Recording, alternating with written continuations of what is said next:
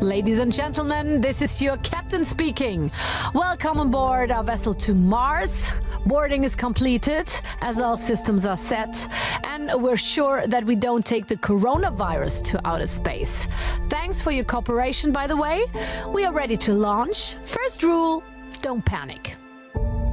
Cabin crew, prepare for takeoff.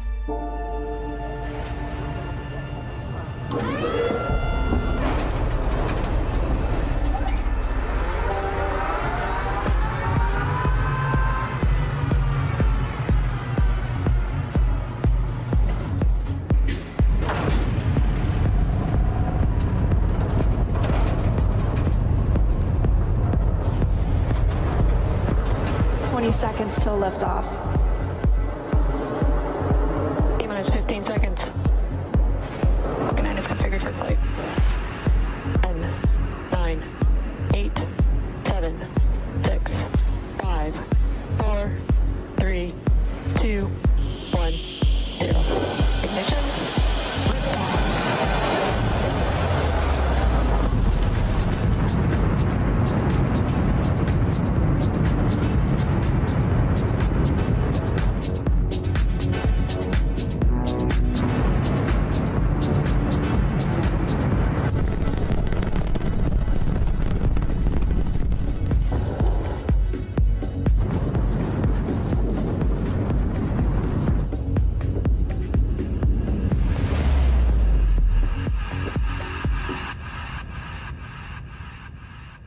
This is your captain with an update from the cockpit. We arrived in Earth's orbit safe and sound.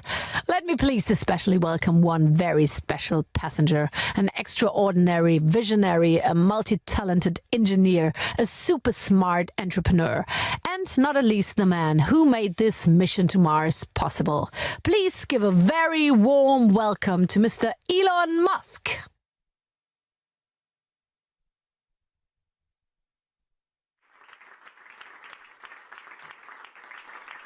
Please take a look at our wonderful planet. Isn't it gorgeous? As curious as I am to see Mars, I'm really looking forward to come back to our old homestead.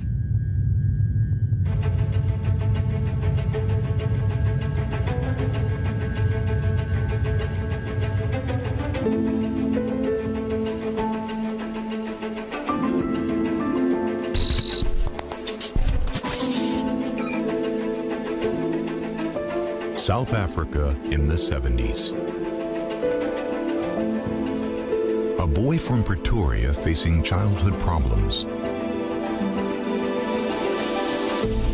He reads 10 hours a day. Star Wars and science fiction. But this one's got talent. For machines and for money. Game begin. At the age of 12, he programmed his first computer game on the good old Commodore. Young Elon sold Blastar for $500. Develop stuff, let it grow, sell it soon. This is how he made his fortune and his opportunity to go even further. This is the way.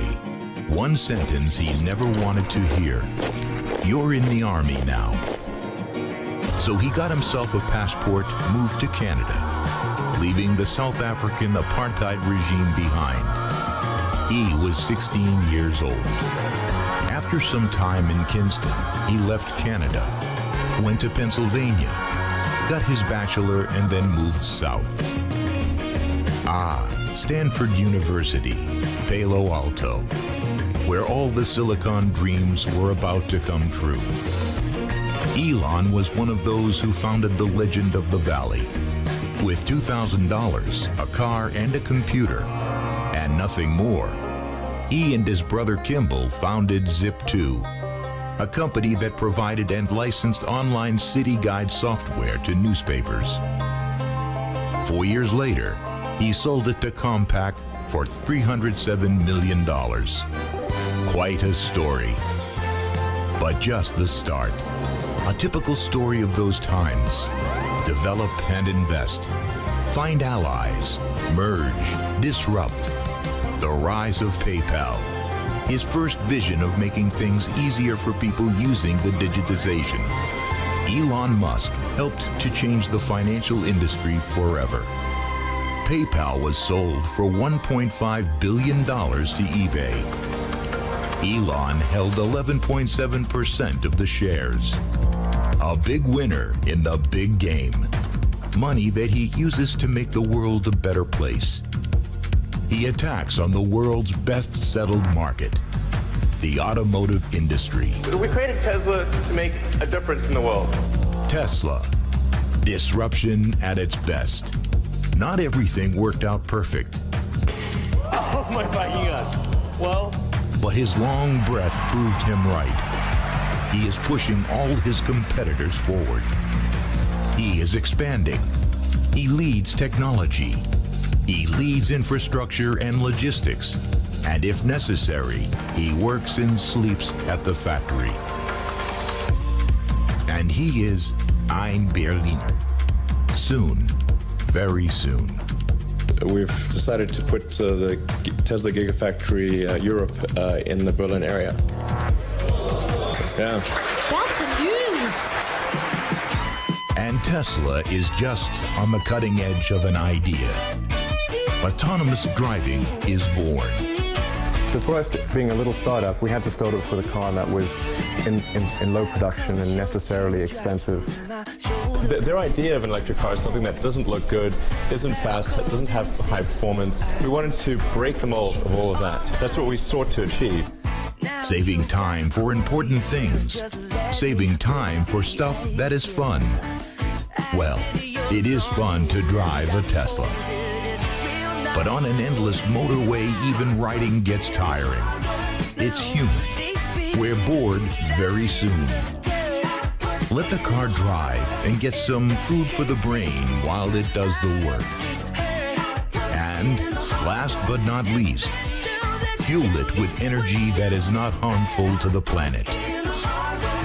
Elon embraces his responsibility. But this is never enough. Much more is needed. Elon can't stop thinking about the future, of making things work better, more efficient. A visionary, a man who never gives up.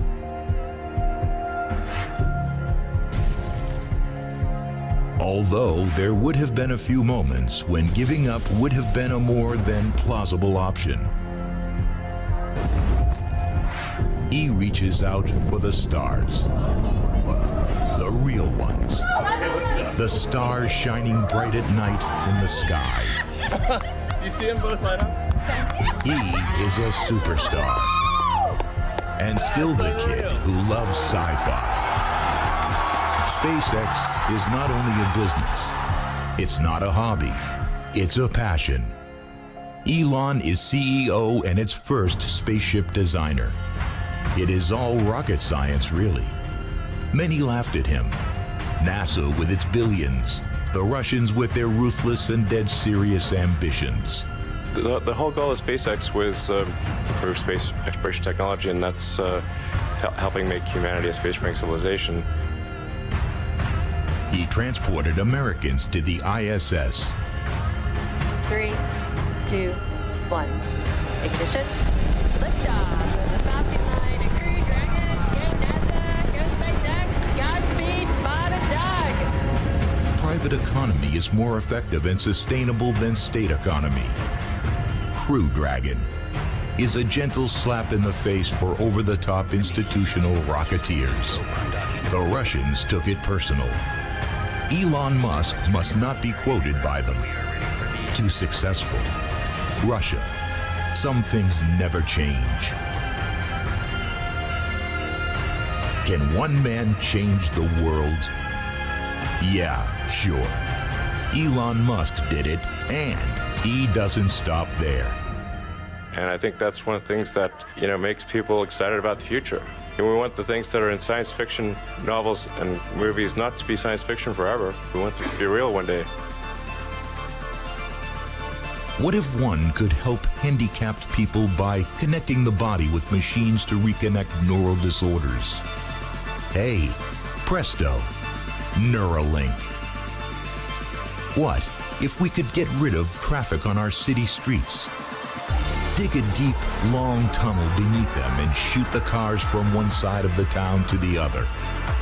Hey, Presto, the boring company. The name, by the way, is one of the best puns ever. And stop. If we can do that with cars, why shouldn't we do it with goods and people? In full speed, 600 kilometers in 35 minutes. Just do it. Hey, Presto, Hyperloop. But all that's earthbound. Reach for the stars and planets. We're already on our way to Mars.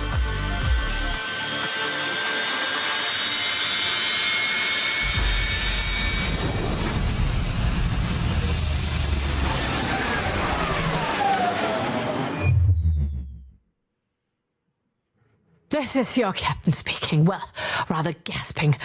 What a trip that was.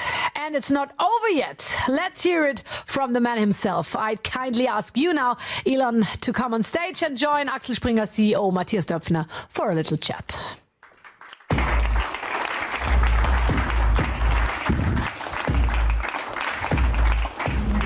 Well, that was fun. Yeah, I'm glad that you enjoyed it. Yeah, it's like a ride. I mean, I think you could charge money for this.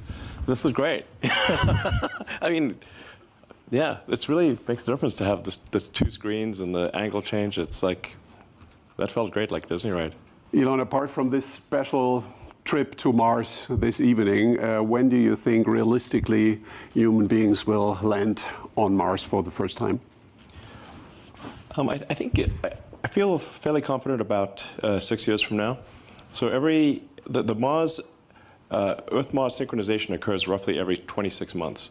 So we had one this year, this summer, and so that means in roughly like about 2 years there'll be another one, and then 2 years after that. So I'd say if you say 6 years from now, I think highly confident.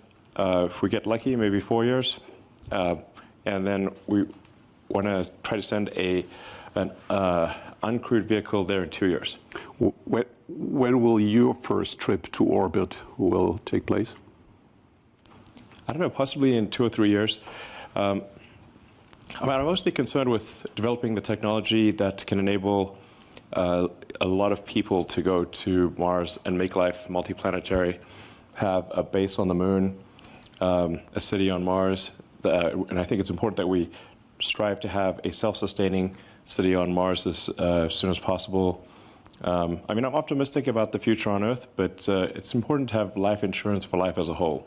Is it going to be a business kind of tourism in orbit, or is it more a kind of plan B if things on Earth do not develop as well?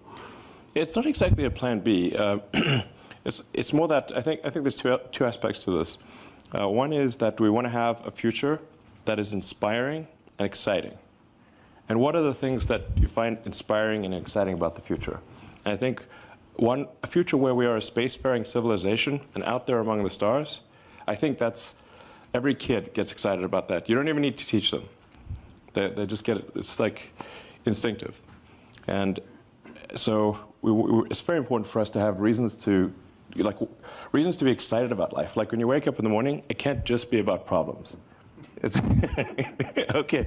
I know everyone in this room deals with a lot of tough problems, but it's got to be more than that. So, I think a future where you can say, hey, even if it's not you, there's going to be people out there. We can have a base on the moon.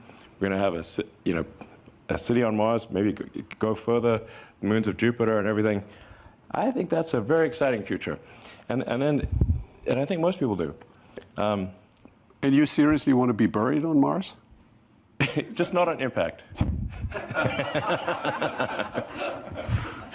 Yeah. I mean, if you're going to... listen, we're all going to die someday. So if you're going to die someday, I'm like, okay, do you want to be buried on Mars or Earth? I'm like, Mars sounds cool. Born on Earth, die on Mars. That's, if you've got the choice.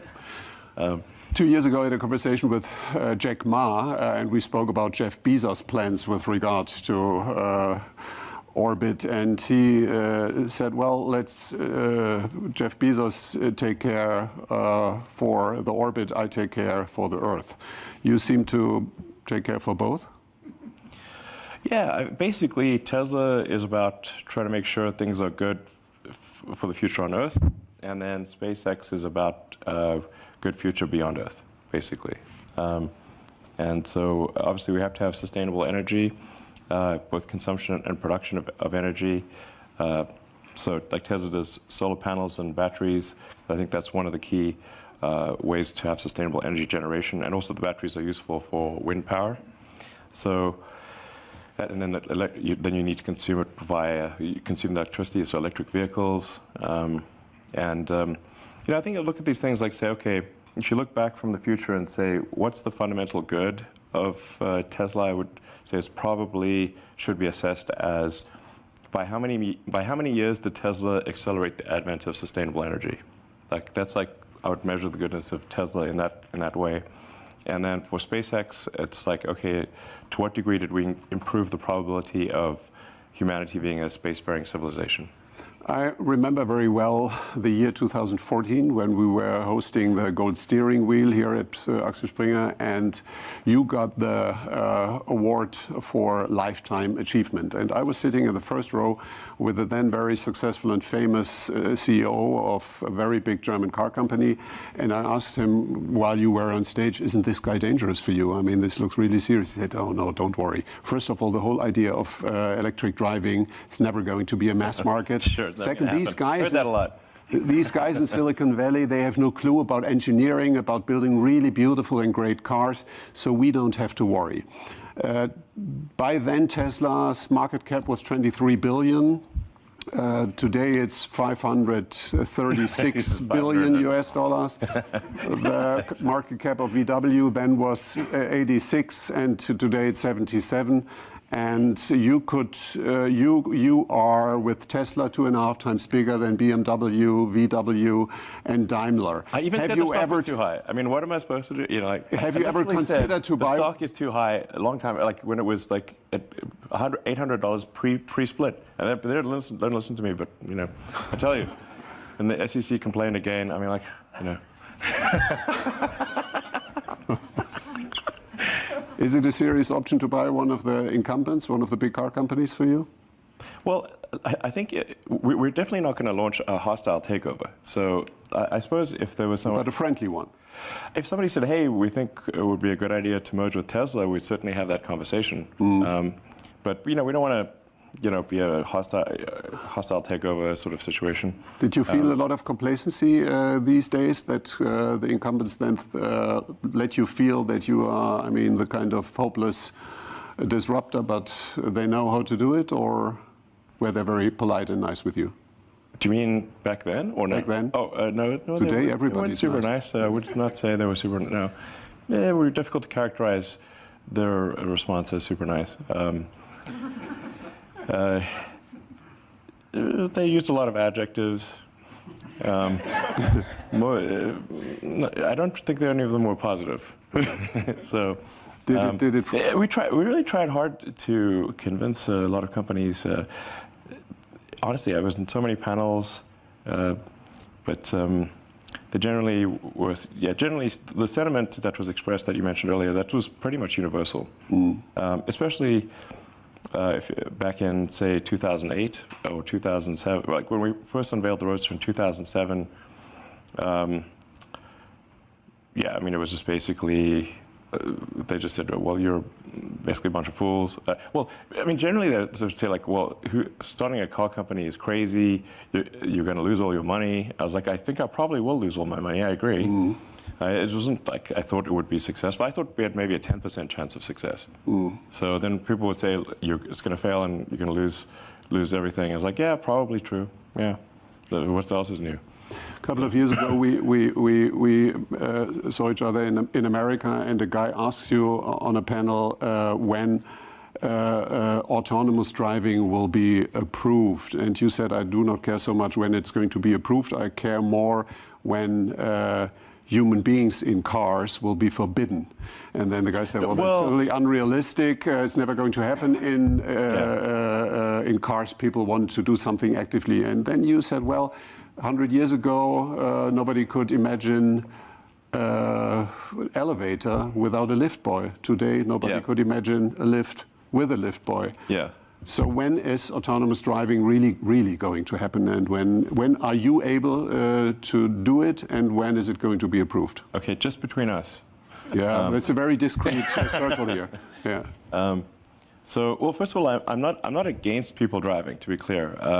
So I think people will drive cars basically as far into the future as I can imagine. It's just that it's going to be increasingly unusual to drive your own car. And while it's fun to drive a well-handling car on a winding road in beautiful terrain, of course that's fun. But it's not fun to drive a car in terrible gridlock traffic. Like, going through extreme traffic, that's no fun driving a car. So I think people are unlikely to, most of the time, want to commute or with their and drive themselves. And people are typically spending hour and a half a day, maybe 2 hours on average driving, especially say like California or something like that. It's very common. And some people will actually commute like 3 hours a day. Sometimes it's pretty crazy. So, I think if you say fast forward to like 10 years from now, I think 10 years from now, almost all cars will have full autonomy capability. All new cars produced. So there's about 2 billion cars and trucks in the existing fleet, and the new vehicle production is about 5% of the fleet size, so about 100 million. So even to the point at which all cars are autonomous, it'll still take 20 years to replace all the cars, assuming that the number of cars and trucks in the fleet stays constant. But like say 10 years from now, I would say vast majority of cars electric, like maybe 70-80% or more, and almost all cars autonomous. Electric autonomy is absolutely the future, no question. It's just a question of when. But then, like I said, sometimes people think that means the global fleet gets replaced instantly. It's like, nope, you have to go 20 years beyond that point before, 20 years from the point at which new cars are electric, then the fleet will be replaced.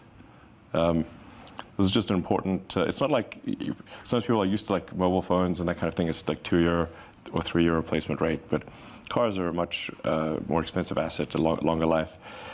Anyway, to actually answer your question, I'm extremely confident of achieving full autonomy and releasing it to the Tesla customer base next year. Now, there's a uncertain period of time for when regulatory approval will take. How long will it take? But I think if you are able to accumulate billions of kilometers of autonomous driving, then it's difficult to argue and look at the accident rate when the car is autonomous versus non-autonomous. And in fact, our statistics already show a massive difference when the car is on autopilot or not on autopilot. If the safety is much greater even with the current autopilot software. And we are discussing level 5 autonomy, so really full autonomy. Will Europe lag behind, or will it be approved here at the same time like in America or China? It's hard to say exactly when it will be approved. I mean, just and our customers already know this, but the EU regulators are the most conservative. And I don't know if people want that to be the case or not. Our customers are sort of unhappy about it. But yeah, they only meet every 6 months. It's a bit of an arduous. Yeah. Maybe meet more often, I don't know. But I think at least some jurisdictions will allow full self-driving next year. Okay. Exactly a year ago, you were announcing in this very building that you're planning to build a new site near Berlin. Yeah. And a couple of months later, in June, you started. You want to finish it by July next year. we did a little tour this morning. It's impressive how advanced it is, and it's almost unbelievable. Germany, and particularly Berlin, is not world famous for finishing construction sites in time and in budget. So you've created a kind of anti-Berlin airport project. Why Berlin? Why did you go to Germany and to Berlin to get that big project done? Sure. Well, first of all, I'm actually a big fan of Germany. I love Germany. It's great. I have a lot of friends, German friends, and I think Berlin is a very fun city, and I think there's also, from a location standpoint, people like, say, young people can live in apartments at a reasonable price in the city of Berlin, but if somebody's got a family, they can still have an affordable house. So it's a good location, offering good living for people of all ages and incomes, and Berlin mayor once said Berlin is poor but sexy. Is that what attracted you? Berlin's not that poor, but it's definitely sexy. Could you imagine to spend? So we're going to have, like, when we open the, you're all invited, by the way. When we have the opening for Giga Berlin, we're going to have just a big party. We're going to have, like, start off from the day, have more sort of family music, and then gradually get more hardcore, and then go, midnight techno till dawn. Do you plan to spend more time in Berlin yourself? You want to partly live here? Yes, I'll be spending a lot of time here. Where do you sleep tonight?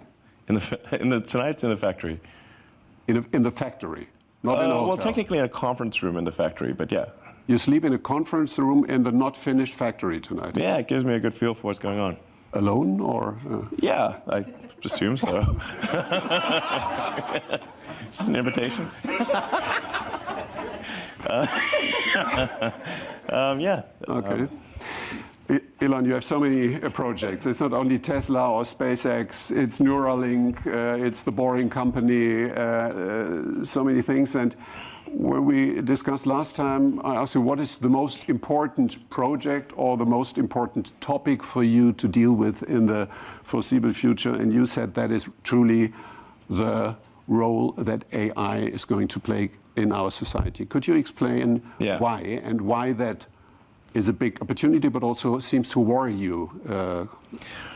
Yeah, I think, well, I mean, humans have been the smartest creature on Earth for a long time, and that is going to change with what's typically called artificial general intelligence. So this is, say, an AI that is smarter than a human in every way, could even simulate a human. This is something we should be concerned about. I think there should be government oversight of AI developments, especially super advanced AI. It's just, this is anything that is a potential danger to the public. We generally agree that this should have government oversight to ensure that the public safety is taken care of. Because you fear that one day mankind could serve the machines and not the other way around? Honestly, when I see people on their phones, I think we're already serving the machine. Now. Yeah. Yeah, it's like everyone's answering the questions. Every time you do a search or add information, you're sort of building this, the digital group mind. But yeah, the advent of artificial general intelligence is called the singularity for a reason, because just like a black hole, which is a singularity, it's difficult to predict what will happen. So it's not as though the advent of AGI is necessarily bad, but it's bad as one of the possible outcomes. And when is singularity in the definition of Ray Kurzweil going to happen? Well, I think you were saying he's predicting 2025. I think that's reasonably accurate. Mm. And how can it be avoided that is then more a threat for humanity than an opportunity? Is it a question of governance, so that there is not too much power in one or in few hands? Or how would you make sure that it goes into the right direction? I think we should have a government oversight, just like we have government oversight and regulation of cars and aircraft and food and pharmaceuticals. These are all, there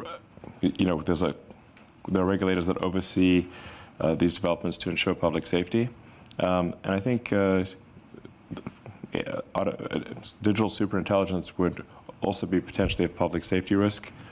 And so it should be, I think it's very important for regulators to keep an eye on that. Who should own the data by then? I think everyone should own their own data. Like individuals should own their data. And it certainly shouldn't be tricked by some terms and conditions of a website and suddenly you don't own your data. That's crazy. Who reads those terms and conditions anyway? So, but I think it's just, like we wouldn't let people develop a nuclear bomb in the backyard just for the hell of it, That seems crazy. So digital superintelligence, I think, has the potential to be more dangerous than a nuclear bomb. So, yeah, we should somebody should be keeping an eye. We can't have the inmates running the asylum here. Which is a global issue, because if we do well, but China has other rules and a different regulatory framework, that is another I don't challenge. I generally like that. This is one of the rebuttals I get from those developing AI. And Tesla is also developing a form of AI with self-driving, but it's a very narrow form of AI. Just like the car's not going to wake up one day and take over the world. So it's but the rebuttal I get is like, well, China's going to have unfettered AI development, and so if we have regulations and that slows us down, then China will have it. And I'm like, look, from my conversations with government officials in China, they're quite concerned about AI as well, and they, in fact, they're probably more likely to have good oversight than I think other countries. What is the biggest challenge ahead of us? In general, not only with regard to AI. What is the biggest problem that needs to be solved? What's the biggest threat to humanity's future or something? Well, AI is certainly one of the biggest risks. It could be the biggest risk. I think we need to watch out about population collapse. This is somewhat counterintuitive to most people. They think that, well, there's so many humans, maybe too many humans, but that's just because they live in a city. If you're in an aircraft and you look down, they say, if you dropped a cannonball, how often would you hit a person? Basically never. In fact, there's stuff falling in from space all the time. Natural meteorites, old rocket stages, all the time. But nobody worries about it because the actual, in fact, there's a good cool website called Wait But Why, and this guy Tim Urban, like he actually just did the math, and all humans on Earth could fit in the city of New York on one floor. Don't even need the upper floors. So that's actually the cross section of humans as seen from Earth is extremely tiny, basically vanishingly small, almost nothing. So we need to watch out about population collapse. Low birth rate, I think, is a big risk. And it's also not exactly top secret. You can go look at the Wikipedia, birth rate. So, and this is actually this is definitely the civilization ends with a whimper, not a bang, because it would be a sad ending, where the average age becomes very high, and really the youth are effectively de facto enslaved to take care of the old people. This is not a good way to end. Do you have any new projects dealing with these topics that you've just addressed? Well, I'm trying to set a good example on the kid front. 6 kids. Yes. For now. How much time do you spend with them? I spend about as much time as they want to spend with me. So. Would they? Yeah. I mean, they're not. Well, one's just a baby, and the others are 14 and 16, and teenagers don't usually want to hang out with their parents that much, We just had Thanksgiving weekend, so all the kids were over. So if they want to spend more time with me, I say like, I actually ask them, "Are you sure we don't want to hang out more?" And they're like, "No." So I think it's probably the right amount then, since they don't want to hang out more. So I think we really should take this seriously. The population collapse, artificial intelligence, obviously sustainable energy is important. The faster we transition to sustainable energy, the less of a gamble we're taking with climate. And I think there's going to be a lot of breakthroughs on the medical front, particularly around synthetic mRNA. You can basically do anything with synthetic RNA, DNA. It's like a computer program. So, I think with enough, with effort, that's not too crazy. You could probably stop aging, reverse it if you want. You can basically do anything. You can turn someone into a freaking butterfly if you want with the right DNA sequence. So, caterpillars do it. So. But your project Neuralink is in a way empowering human intelligence versus artificial intelligence. That's the purpose of it. Is that correct? Yeah. So Neuralink, in the short to medium term, Neuralink is really just going to help cure brain injuries, and brain and spine injuries. So it's like if somebody is in fact, our first implanted devices in humans will be for quadriplegics, tetraplegics, allowing them to control a computer or a phone just using their mind. So, like you can imagine, like if Stephen Hawking could just talk at normal speed or even faster than normal speed. Looking back for the last thousands of years, what is the most important invention of mankind so far? In the past 1,000 years, I guess it's millions. Oh, millions. Well, I think language, being able to talk and express concepts, and this is probably the biggest invention of humanity's language. It's an answer that we like very much in the publishing house. Absolutely. Writing is exactly just writing really made a big difference. That guy Gutenberg, he really knew what he was doing. You have one thing in common with Nikola Tesla, that's a photographic memory. Is that only a gift or sometimes a burden because you memorize too much? I have a photographic memory in some respect. You can filter? For technical stuff, I have a very good memory. So, for a human, computers are much better at memory. Computers are really good at memory. Why is music so important for you? Techno music in particular?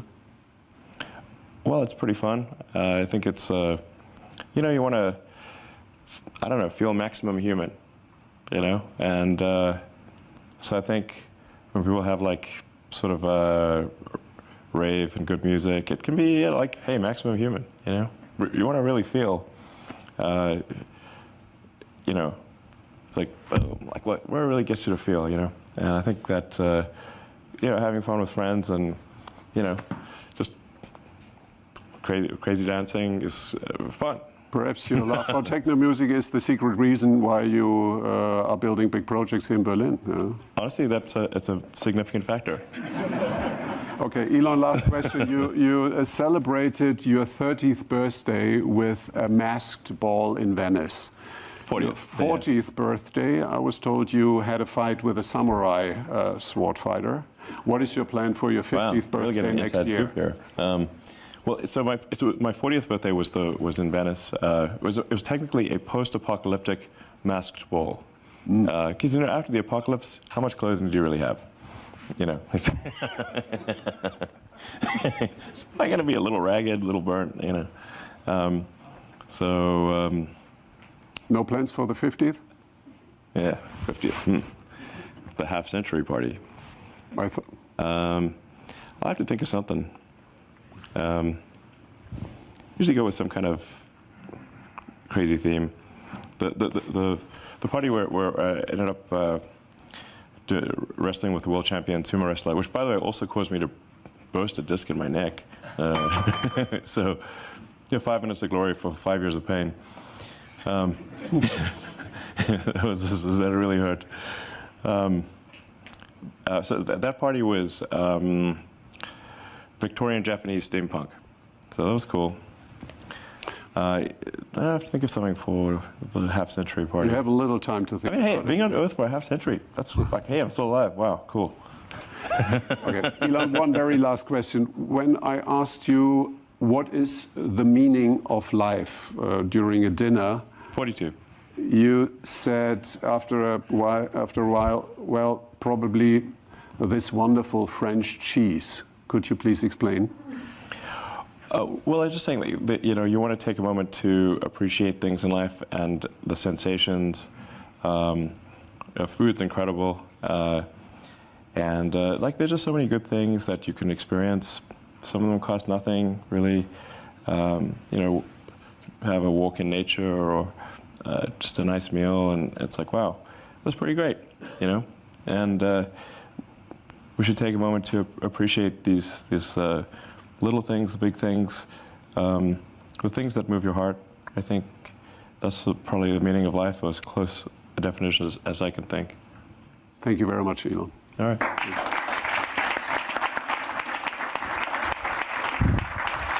This is your captain speaking again. Thank you, Elon. Thank you, Matthias. It's a pleasure having you on board and learning so much about our future. Before I come back with some information about our flight, I'm now honored to welcome Secretary Jens Spahn and ask him on stage and to share his thoughts about Elon Musk's achievements and responsibilities. The vessel's floor is yours, Mr. Secretary.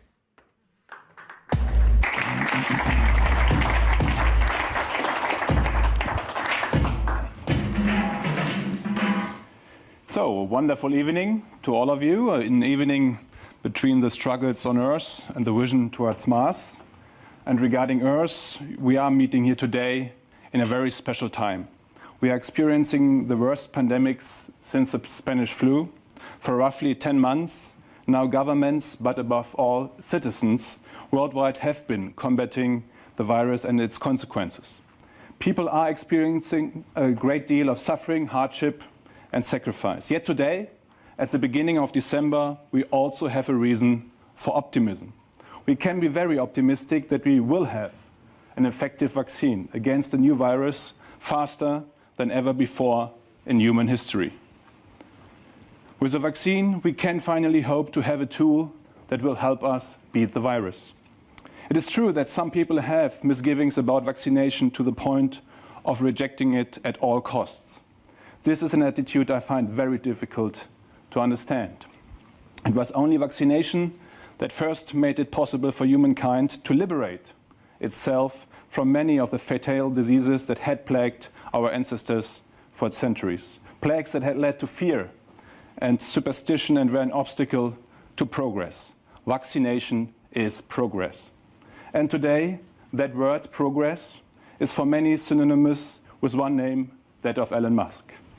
Mr. Musk, I'm pleased to have the honor of paying tribute to you in these very special times. You are, without doubt, a visionary.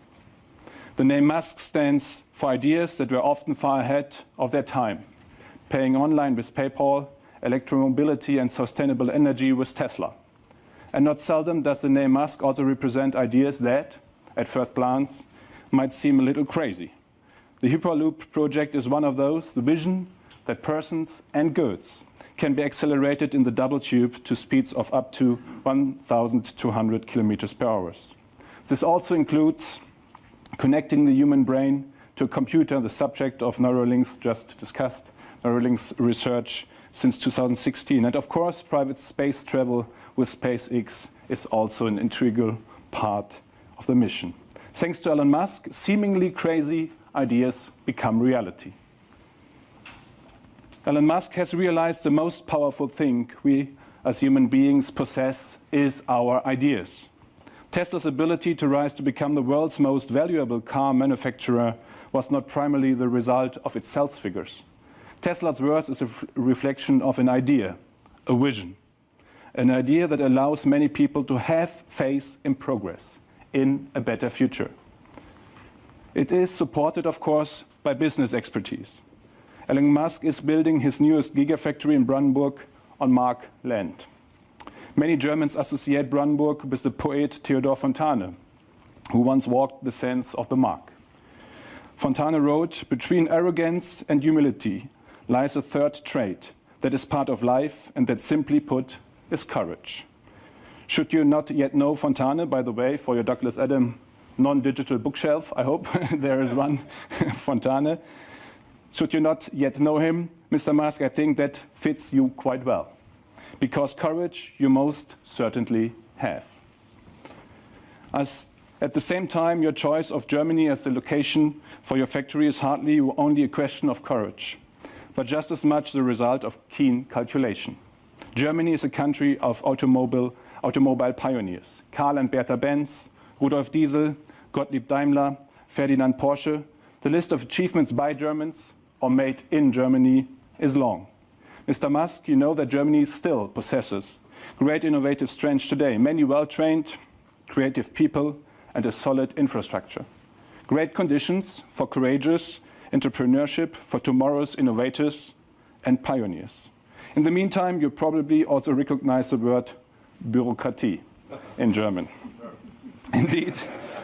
Indeed, constructing a factory from scratch in only a few months, that is a new experience even for our country, or at least an experience we seem to have forgotten. We need a bit more of the Musk courage on our side to reduce bureaucratic obstacles and thereby promote innovation. Because also it is true that innovation needs a reliable framework. It also needs freedom to flourish. In the 70 years since the creation of the Federal Republic of Germany, we have often succeeded in striking this balance. Germany is an economically strong country, cosmopolitan and free, an anchor of stability and amity in Europe. It is something we can be proud of. Today, however, at the start of the 20s of the 21st century, there are a number of questions we also ask ourselves. What do we want the 20s to look like? How can we find the right answers in complicated times? What legacy do we want to leave to our children? How can we maintain the German success model, sustain and expand our prosperity as well as the freedom and security associated with it in times where it is under threats from many sides? So we need a strong state that encourages economic activity, because German firms suffer some clear disadvantages when competing with monopolies from the US and with a state economy like China's. In return, our state should invest massively in education, infrastructure and research, and should launch support programs not for individual companies, but for entire branches of the economy. In the 20s, we want to remain export champion, a master of innovation, push forward digitalization, promote research and strengthen entrepreneurial culture. Only progress will ensure that the next generation will have it even better. It's all about making space for ideas to flourish. From all that we've heard, Elon Musk knows this and tries to implement it in his businesses. Being a visionary does not necessarily mean always being right, nor does it mean being free of contradiction. It was only recently that Elon Musk and I got to meet each other personally. And we're also able to talk about the pandemic situation. Tesla is, through the subsidiary Grohmann Automation, a partner of the German-Dutch biotech company CureVac, which is doing research on a coronavirus vaccine. CureVac is using RNA bioreactors developed by Elon Musk companies. I'm very pleased to see this commitment. However, I have read that Elon Musk himself does not intend to get vaccinated. Well, I got COVID, so. Oh, like me, but still.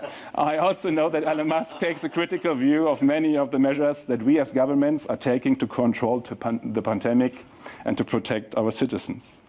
One of his statements struck me especially, that anyone who is at risk should be in quarantine until the storm passes. In connection with the observation you just made again tonight that everyone has to die sometime. Yes, health protection does not take precedence over all else. In the pandemic, it is always about balance.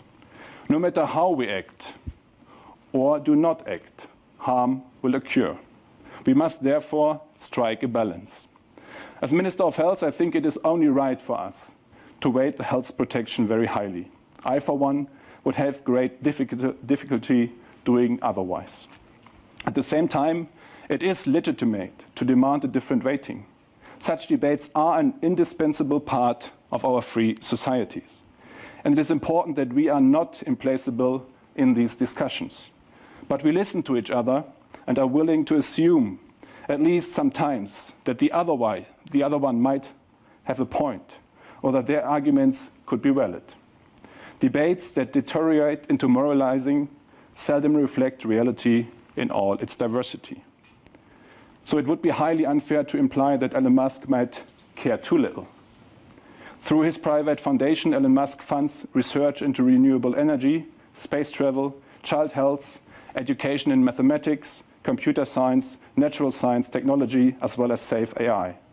In his private capacity, he is consistently donating large sums of money to charity projects, such as for planting 1 million trees. Looking at Elon Musk means repeatedly encountering a seemingly insatiable zest for action and discovery.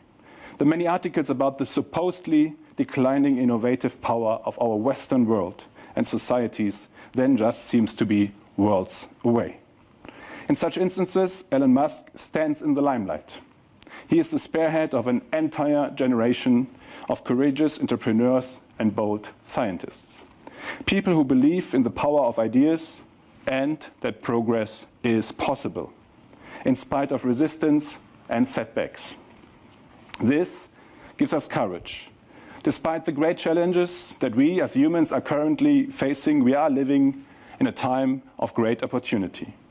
An economically successful, environmentally responsible, and socially balanced world is possible. It is possible through innovation and courage, not through individual austerity or through fear. Experiences and encounters with innovative and creative people, such as Elon Musk, reconfirm my basic optimism time after time. We do have the power to shape our future. Elon Musk wanted to change the world a little and ended up revolutionizing it. This teaches us that everything is in our own hands. It is up to each and every one of us. Above all now, in this often difficult time, we may not lose sight of the future ahead of us. With all of its alarming, disastrous aspects in many areas, the current pandemic strengthens precisely the willingness to shape the future. It is leading us faster than ever down some appropriate and necessary path. As the old saying goes, crisis presents opportunity. In this pandemic, we are learning more on a daily basis, together, in other words, in public. We are adapting our strategies. We are consistently trying to act in a targeted and proportionate way, starting afresh every day based on the latest knowledge. This spirit of progress, this openness, this willingness to learn is something we must sustain in the future. I'm convinced that Germany has a great deal of this visionary power that drives you, Mr. Musk. We simply need to more often have the courage to believe in it ourselves. In this respect, you are a great example to us. Congratulations on the 2020 Axel Springer Award. I wish you the greatest possible success for the future, and even more, stay healthy. All the best. Since we both said it, obviously, we can get closer. All the best. Thank you, Mr. Spahn. This is again your captain speaking. Some information about the flight. Outside temperature is about 1600 Kelvin, so I kindly ask you not to open the windows as we leave hyperspace.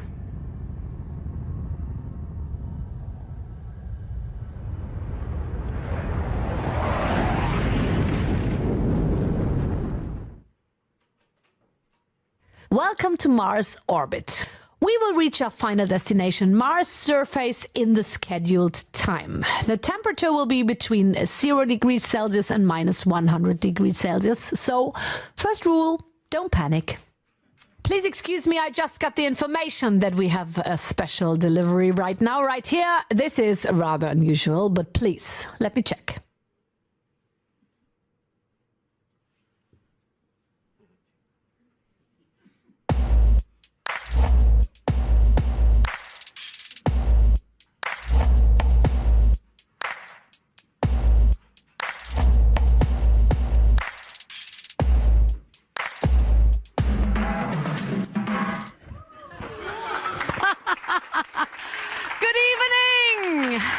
Good evening, Elon. Good evening, everybody. I'm your captain tonight. Would you please hold my helmet? Thank you very much. Wow, it feels so comfortable. I never felt that comfortable before. Thank you. It's your original SpaceX overall, and I will wear it many times from now on because I never felt so free. I can breathe, I have oxygen in my head. I never experienced that before, standing on the stage. It's a bit vattiert, you know, it does make me slim, but it's okay. It's okay for me tonight. I'm really happy to be here, and I'm really thankful to meet you because I'm also thankful for your work and achievement for different reasons. Because, as you might remember, we've seen it in the movie, I held the microphone.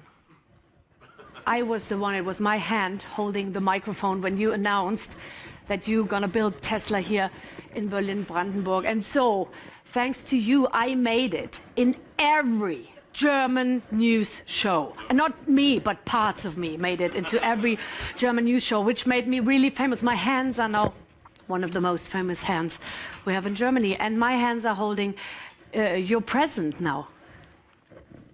It's a present. We were thinking about what can we give you as a present? It's really difficult, you know, it's really difficult. We were thinking about a spa weekend in Brandenburg. Not so good. A helicopter flight over Berlin. A fancy set of steak knives. You might have it already. So we were thinking about what could be nice for you. And can you guess what's inside? Come on stage. I tell you, come on. No, it's no cake and it's no book. Come on stage. As we heard, you are a visionary and you are a businessman, but you are also, you don't not only like to listen to music, but you also do music. You compose. Is it a record? Yeah, it's a record. Okay. You compose music. Great. There is one famous song, it didn't make it to the charts, but it's really famous. It really ranked on SoundCloud. That's a joke, but... The name of the song is Don't Doubt Your Vibe. Yes. Do you recognize it? Yeah, don't doubt your vibe. Be because it's true. Be because it's you. Oh, that's good. Yeah. I mean, it has so many possibilities to really go right through the ceiling. Yeah. Yeah. I mean, if you do enough auto-tune, it works. Yeah. We will. When did you write it? When did you compose it? Well, actually, I just woke up one morning and I was singing the lyrics. They're not very complicated. And my girlfriend Grimes recorded it on her phone. Yeah. And she said, "This is great. We should make a song out of this." Yeah. And so then we called our friend Mike, who is a great producer, and we went to the studio, to the Muppet studio, Jim Henson studio. Yeah. And we made the song. Yeah. And then I created a fake record label called Emoji Records.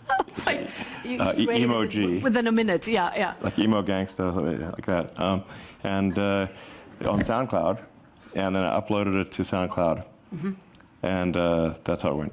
Perfect. Yeah. On which occasion should it be played? I guess if you're doubting your vibe. Yeah. You know, or anytime. Did you ever doubt your vibe? Yeah. Really? When was it? Yeah. December 2nd, I don't know, 92. Can we expect more? Can we expect more? It's very promising, I mean. Well, I do think that it would be kind of fun to do a cover of Barbie Girl by Aqua. You know that song? Barbie girl? Barbie girl, yeah. Viagra? I'm a Barbie girl in a Barbie world. I'm out It's- of the plastic. It's fantastic. You know it. Break my heart. It's me everywhere. Yes. Imagination. It's Okay, my imagination. so you know the lyrics. Yeah, I know the lyrics. Did you write it? No. Okay. But I think it would be fun to do a cover of Barbie Girl, but Cyber Girl. I'm a cyber girl. Yeah, in a cyber world. Cyber world. Perfect. Yeah. Okay. Fine. You have to invent a new It's fantastic. In the future, there's no plastic, that kind of thing. Yeah, I doubt that. I doubt that. So, but now, hold on to your seat. We have the honor to have one of the most famous DJs in the world. Cool. He's here, and Okay. he remixed your Nice. song. Great. And we have him here. Sven Feth is here tonight. All right. Sven, would you come up on stage? Hello. He did this original. It's inside here, Sven. Yes. How was it to work with the material? How was the material? How did you? We'll get you the along. stems. I We'll would get you the never doubt stems. my wife, so I had a good feeling with the title, and I made out the best with a friend of mine, and I hope you like it. But it's not just about that. It's the whole box. Yeah. What is quite interesting. Please. Who designed it? please Who designed it? My son. Okay. My son draw the cover, and his name is Tiga, and he's 10 years old. He is, by the way, a big fan of your Thanks. work. Well, It's an absolute original. When would you play it on your DJ set? Would you play it rather at you the open the beginning, box, or you is it open more the box, yes. Rausschmeißer? So we have. Where would it be? We have unique printed vinyls, and I choose. Do you have turntables in You your have conference room on Yes. the I have two turntables and a construction microphone. site? So I choose essential techno tracks from the last 30 years. Great. Kraftwerk. Oh, thank you. Wow, this is cool. Kraftwerk is included, and friends of mine like Wow, Aphex Kraftwerk, Twin, they're number one. Roman Flögel, Mars, Kraftwerk is great. Moby, Super old school, sure. Moby, and Wow. that's that music. So Is that this a is present? unique. And That's great. Wow. Only one. Very thoughtful. Thank you. For you, and enjoy. I hope you have a turntable, and I do. there is a QR code inside. In Okay. case. Thank you very much, Sven Yeah. Feth. All right. Thank you. Thank you. Thank you. So we hope to make you happy tonight. All right. It's a pleasure Wow. having you. Yeah, it's really. Thank you for doing this. This is really fun and wow, great production value. This is. I feel like I'm on like a cool Disney ride or something. But I do want to just say to acknowledge the great people at Tesla and SpaceX, Neuralink, Boring Company. Really, I accept this award on your behalf for all the great things that you've done. So. Super appreciated, but I really want to acknowledge very strongly the people at the companies who made it happen. Thank you very much. Thank you. Elon Musk, Axel Spring Awardee 2020. You can sit down now, of course, Okay. because, ladies and gentlemen, we're about to land. Please fasten your seatbelts again. Bitte sehr.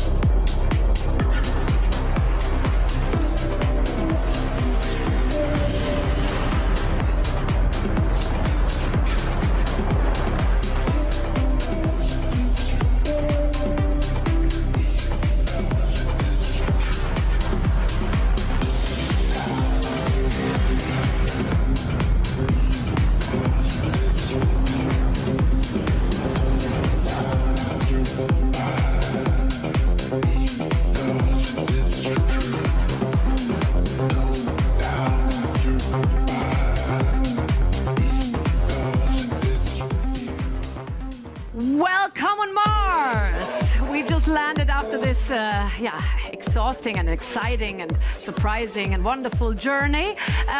Looks great, doesn't it? Yes.